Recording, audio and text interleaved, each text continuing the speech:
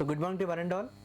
In the course production technology, so now I am going to discuss about sequencing of n number of jobs through two machines.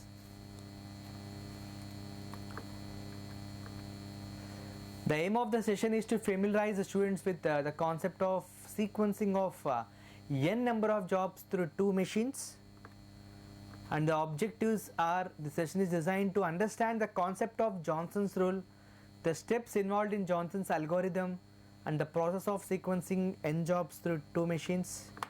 And the learning outcomes are to understand the need and steps involved in the Johnson's rule as well as in the algorithm, and to sequence n number of jobs through two machines to minimize the total elapsed time.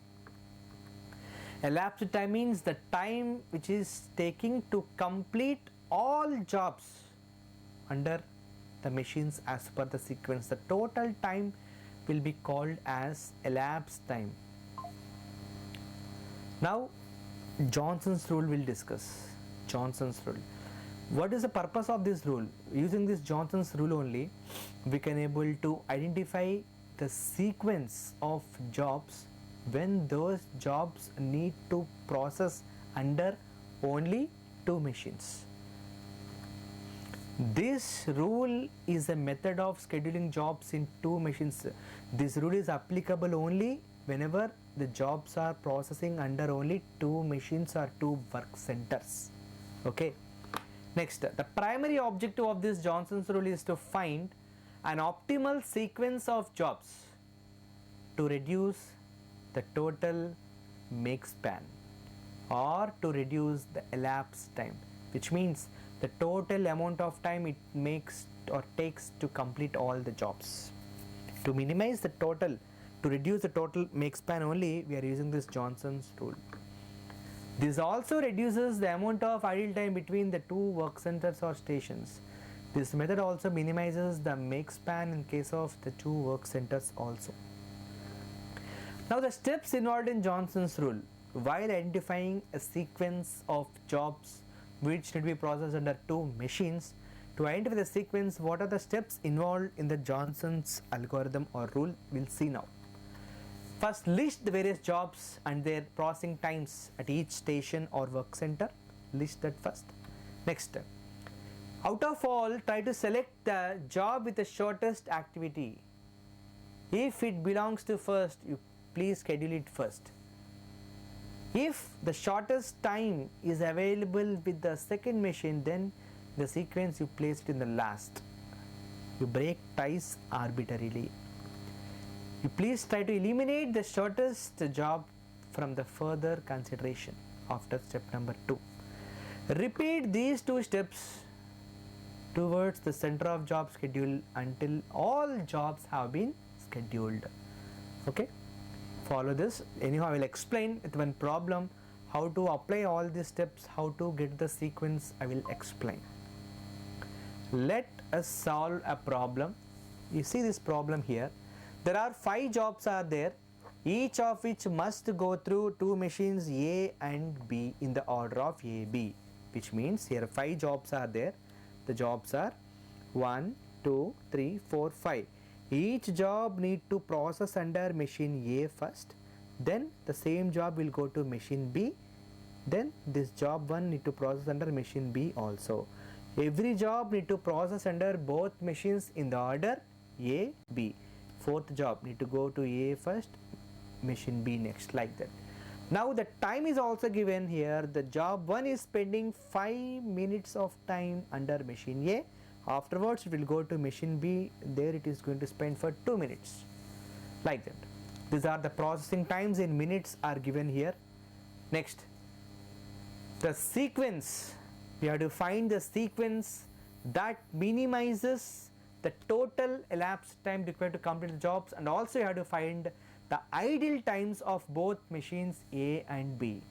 In this problem, our objective is to find the sequence that minimizes the total elapsed time, and also to find the idle time for the two machines A and B. That we'll do now. Here 5 jobs are there which will be processed under two machines. The data is available now. Okay. Now coming to the Johnson's algorithm, Out of all processing times, first we have to identify the least processing time. What is the least processing time out of all these processing times? 1 is the least processing time. Okay, so now take one empty sequence, 2, 3, 4, the 5 slots, because we have 5 jobs, we'll get a sequence with the 5 jobs only, so I took one small empty slots of 5. Now out of all processing time, the shortest processing time is 1, the corresponding job number is 2, and this one belongs to machine A, so you have to place job number 2 towards left side only. After this allocation, you have to remove this 2 completely. Now we have only 4 jobs left to arrange in the sequence. What are those 4? 1, 3, 4, 5. See, now we have only 4 jobs left, 1, 3, 4, 5. Okay, now out of all these processing times, 8 processing times, what is the least processing time? 2 is the least processing time. This 2 belongs to machine B for the corresponding job number 1. Where you have to place job number 1? Since it belongs to machine B, you have to place this 1 in the last of the sequence. Okay, see, you get sequence like this. We did so far up to here. After this, you have to remove this. Now how many jobs left to arrange in the sequence? 3 more jobs. What are those? 3, 4, 5. 3, 4, 5.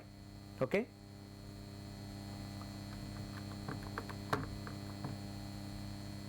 Now in this sequence of 5, earlier we arranged 2, 1. Okay. So now 3, 4, 5 left. Now again, out of the 6 available processing times, what is the least processing time? You have to observe. The least processing time is 3 minutes.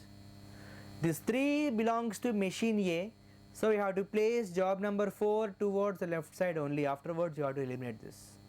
Now we left with 2 jobs, 3 and 5. Out of all these processing times, the least processing time is 4. The corresponding job number is 5. This belongs to machine B. Since it belongs to machine B, you have to place job number 5 the last. At last we left with only 1 job after removing this, that is job number 3. You place that here. Finally, the sequence of jobs obtained is 2, 4, 3, 5, 1. This is the final sequence of the 5 jobs.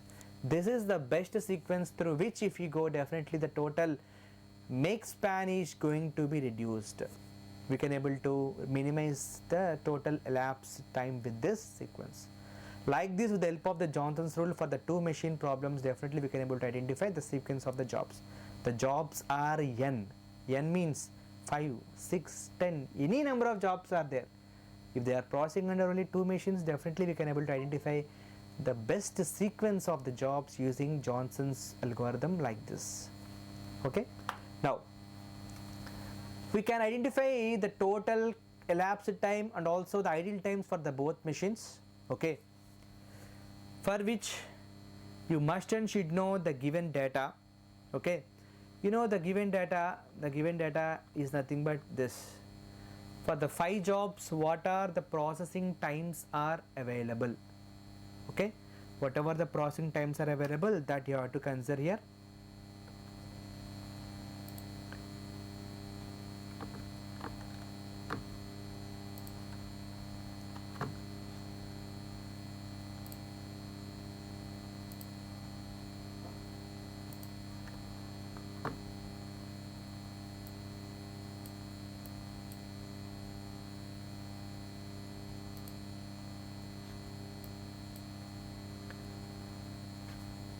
Here, whatever the sequence we got through the Johnson's algorithm, that sequence I have mentioned here, that is 2, 4, 3, 5, 1 is the sequence. Here, for the first machine A, always the timing will be 0 initially. Next, see, for the first 5 jobs for the given data, see job number 1, 2, 3, 4, 5. The processing times under machine A and machine B we know, that is available here, the given data. Now come to the job sequence 2, 4, 3, 5, 1. First I am starting with the job number 2, for which the timing is 0. What is the time out? Under machine A, what is the processing time for this particular job number 2? For job number 2 under machine A, It is taking 1 minute of processing time. So timeout will be 1. Whatever the timeout is there for the first machine A, for the next job under the same machine, the time in will be that 1. Now that is the present job is job number 4. Job number 4, how much time it is spending under machine number A? It's 3 minutes. So 1 plus 3, the 4 minutes will be the timeout. The same will be the time in for the next job, job number 3. Job number 3 is spending 9 minutes under machine number A. 9 plus 4, 13 will be the timeout for job number 3. For the next one, job number 5, the time in will be 13th minute. Now fifth job is spending 10 minutes under machine number A. The timeout will be 13 plus 10, that is 23. The last one, the time in for last job 1 will be 23, and first job is spending under machine A for 5 minutes, so 23 plus 5, 28. Like this, you have to calculate time in and timeout values for the machine based on the existing given data. Now machine B, here this job 2 need to process under machine A first, then only you have to go for machine number B. So this job is spending 1 minute time under machine B. After completion of that only it will go for the machine B. So the time in will be 1 here. What is the timeout? So job 2 need to spend for 6 minutes under machine number B. So 1 plus 6, it's 7 minutes. Next, what is the time out?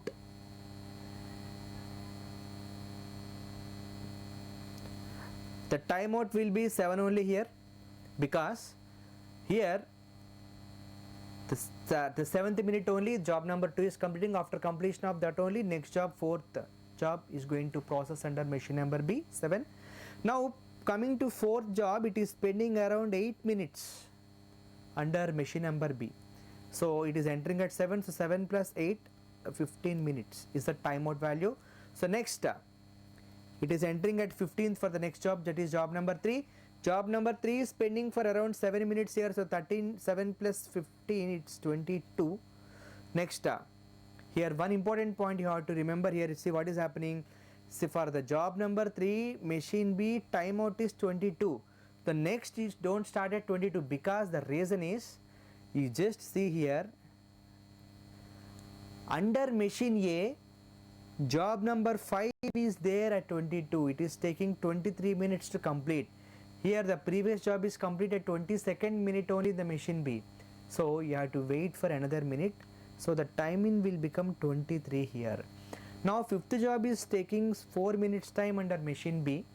23 plus 4, it is 27. Now the next for time in will be, you see, don't take 27 because here 28 is there.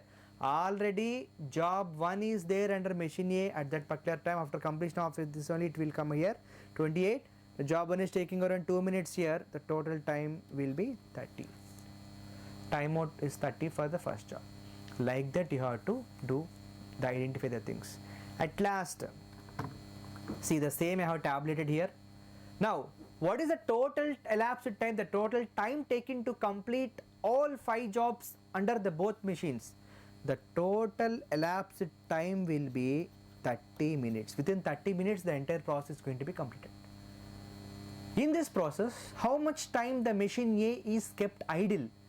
Initially we started with 0, here it is ended with 1. Again initially it started at the same time, ended, started, ended, started, ended, started, it ended at 28. There is no idle time. Machine A is no, there is no waiting time for machine A. For machine A, the idle time is 0. What about the machine B? Machine B, initially for job 2 only it is spending, it is waiting there for 1 minute. So that 1 minute plus, first job is ended at 7, next it started at 7, next it ended with 15, next it started with 15.